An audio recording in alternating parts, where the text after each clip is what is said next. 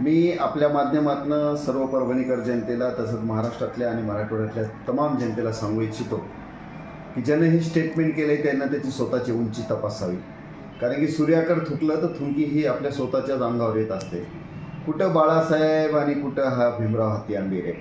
एक गोष्ट समजण्यासारखी आहे की भीमराव हत्ती आंबेरे साहेबांच्या स्टेटमेंटवर आपण कितपत विश्वास ठेवायचा. कारण की त्यांनी आत्तापर्यंत राजकारणामध्ये एवढ्या पोलांटुड्या मारल्यात की कालपर्यंत त्यांनी ज्याच्यासाठी गरळ ओकली किंवा ज्याच्या विरोधात ते बोलले तेच आज त्यांच्या मांडीला लावून बसण्याचा प्रकार होतो. आणि मी आपल्या माध्यमातून सांगू इच्छितो की वंचित बहुजन आघाडीचे 80% कार्यकर्तेच काय, पण त्याच्या बदले 8 कार्यकर्त्यांनी जरी प्रवेश केला वंचित बहुजन आघाडीच्या, तर मला वाटतं की मी राजकारण सोडून देईन.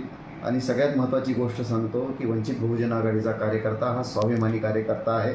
स्वाभिमानानं सत्ता हस्तगत करण्याचं काम आम्ही करतो. आम्ही कोणाच्या चपला